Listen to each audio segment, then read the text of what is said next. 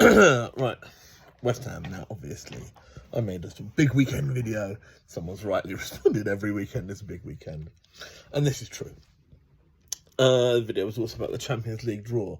I think this game, this weekend, and this upcoming midweek are a very important practice run at what we need to do either side of the Champions League draws. Now, we've got a banana skin game in between our two PSV draws. We've got Man U away. It sounds crazy to say it, that like you could assume you will win that game. You know, it's Man U away. But with the absolute dross they've been serving up this season, I can see why people would think that. They will rate themselves for this game. Amorim will be practicing for this game in advance. He will have a very good game plan for this game. I think that I was listening to Arsenal Vision and to Clive rightly talking about our inability to deal with the Villa and Bayern Munich games in 1 week really was the crux of last season falling away. I think that Man U is a banana skin game. Eindhoven is a banana skin two-legged tie. I remember, people talking when I was in secondary school, I guess, sort of 12, 13, I remember PSV winning the European Cup. I'd never seen Arsenal, it must have been 12, I'd never seen Arsenal win anything but one League Cup. PSV Eindhoven under Guus Hiddink, I was going to say Romario, but I think it's even before Romario, were winning the European Cup. Wim Kieft. Van Breukelen was the amazing goalie. Let's not get ideas above our station. We have never, I can't get comfy. We have never won this tournament. PSV have. But we're going to be big favourites. The Premier League now is the most moneyed league in the world. We could have bought any of PSV's players at the beginning of the season. Maybe we had some of them. But we're going to be big favourites. If we get through that, we create a new banana skin game. We'll be going to Madrid to play either Atleti or Real.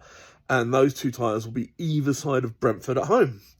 This infamous Forgotten Lions. But I remember that day Rico Henry and Ivan Toney were very, very good. I mean, we should have won, but they created serious problems for us in the first half hour. We then went on and dominated, and it's a scandal. That goal was given. What a ridiculous. It was obvious live. I still can't believe that. That game looms large. That game cost us then, but has gone on to cost us because Mason lost his job and his mates have never forgiven us. We're still getting punished for that. People focus on Disgracia. I think that was a key moment in the referee's hatred of Arteta, but it goes back. Mason losing his job, absolutely key.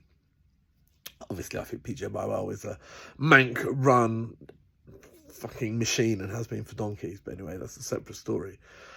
This game now, when we've got a big midweek, Forest, another team who've won the European Cup unlike us, how do we deal with that, especially towards the back end of a season when legs, energy can be absolutely key. Now, I said in the other video I'd like to see us possibly have a bit of rotation in a full-back, possibly in centre midfield.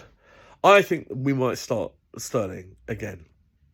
And I think I possibly agree with that as a decision. I'm not saying I think it will definitely work.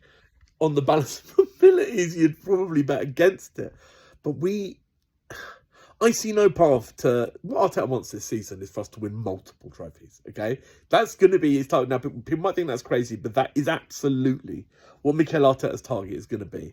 I see no path to us winning, even competing in both of these two tournaments to the very end, without getting a contribution out of Raheem Sterling, who is, he is the Reece Nelson replacement. Reece Nelson has pulled up with an injury. We're only paying the same wages to Sterling.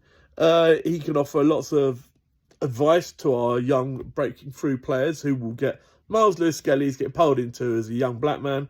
Raheem Sterling knows what that's all about. He can be a great signing for us without ever doing anything because, Reece Nelson lots of seasons didn't do anything and probably wouldn't contribute as much. I mean, I don't know. I don't know enough about Reece. I think he is quite a good lad to have around, but I mean, Sterling's more of a leader. I'd like to see us play a very different team against Forest than we do today. But it's easy to say that now. If we're not winning at half time, my arsehole will be gone and I'll be like, why haven't we gone with the strongest possible lineup? I would like us to preserve legs for Nottingham Forest. I think they're a team that can kill you on transitions. I think that Potter will try and have a slower build-up than Forest. Seen someone saying it's today a Jorginho game, maybe.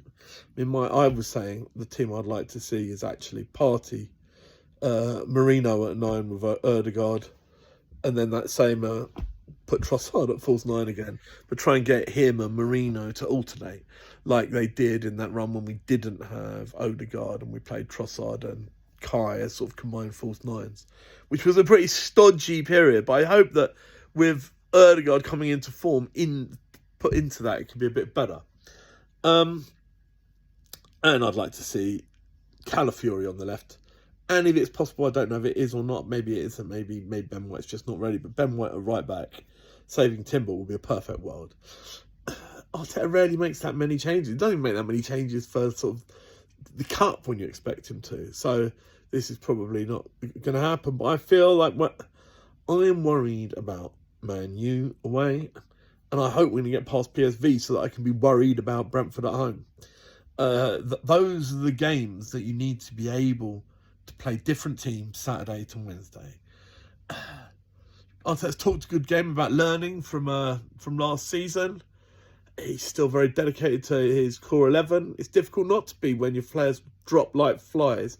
We've got a few coming back. Maybe this week can be an indicator of what we're going to do going forward.